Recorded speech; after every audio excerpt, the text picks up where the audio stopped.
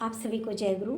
उम्मीद है कि आप सभी अपने जीवन में सुखी हैं, स्वस्थ हैं, प्रसन्न हैं, आनंदित हैं।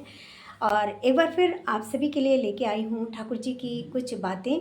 और ये बातें उन दिनों की है जिन दिनों ठाकुर जी रोज़ सुबह अपने आश्रम से अपने सभी जो भक्त थे उनको लेके शियालदह पैसेंजर देखने जाते थे। एक दिन की बात है, ठाकुर जी अपने एक भक्त के साथ शियालदह पैसेंजर को देखने जाते हैं। अब शियालदह पैसेंजर आती नहीं, काफ़ी देर हो चुकी थी इस ट्रेन को आने के लिए।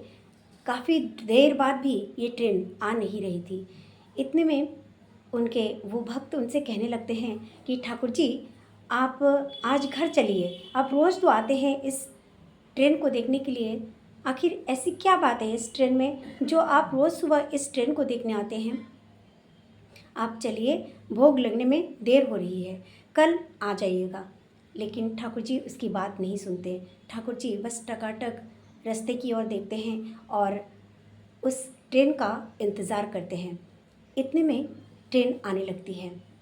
ट्रेन आते ही ठाकुर जी की जैसे खुशी का ठिकाना नहीं रहता। ठाकुर जी जैसे कहते हैं उनसे कि देखो देखो, शियालदह पैसेंजर आ गई। इतने में वो जो भक्त थे उस ट्रेन के करीब जाने लगते हैं और गौर से उस ट्रेन को देखते हैं और देखते हैं कि ट्रेन की जो छत थी, छत से लेके जो उसका पायदान था उस तक लोगों की भीड़ ठसाठस भरी हुई थी। सामान से पूरी की पूरी ट्रेन लदी हुई थी। ये देख के वो चुप रहे, ठाकुर जी की ओर देखने लगे। इतने में ट्रेन जाने लगती है और ठाकुर जी उदास मन से उस ट्रेन को देखने लगते हैं। जब तक वो ट्रेन दिखती है वो देखने लगते हैं। फिर अपने उस भक्त से क्या कहते हैं जानते हैं? उस भक्त से कहते हैं, देखो, उस ट्रेन की तरह मुझे भी एक दिन इस दुनिया से जाना पड़ेगा, मगर मैं इस दुनिया से जाना नहीं चाहता। मैं मरना नहीं चाहता, मैं जीना चाहता हूँ, हज़ारों करोड़ों अनुकूल चंद्र बनकर लोगों के दिलों में। फिर उनके वो भक्त उनको देख के उनके आँखों में आंसू आ जाते हैं। वो उनके चरणों में गिर पड़ते हैं और उनसे कहते हैं कि ठाकुर जी, ये आप क्या कह रहे हैं? तो ठाकुर जी बोल रहे हैं कि देखो, मेरा ये सपना क्या तुम पूरा करोगे? फिर वो उनसे बोलते हैं कि ठाकुर जी, हम सदैव आपकी बात मान के चलेंगे, आपके आदेश के अनुसार अपने जीवन को चलाएंगे, ये मेरा वादा है आपसे।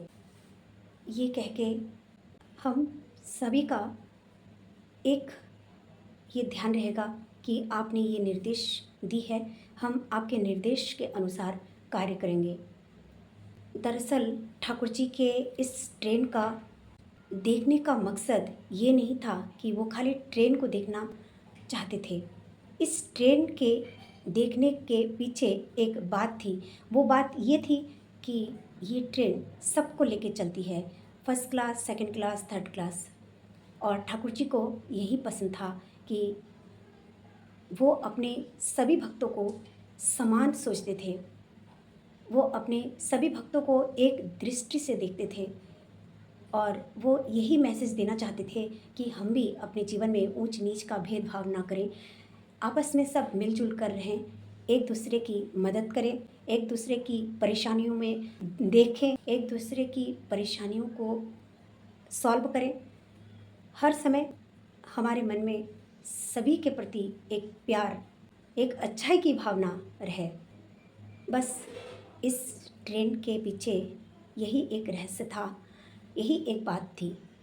आप सभी से यही अनुरोध करूँगी कि ठाकुर जी की ये जो बातें हैं इनको अपने जीवन में लेके चलें, ठाकुर जी के अनुसार चलें, अपने जीवन को स्वर्ग की तरह बना लें।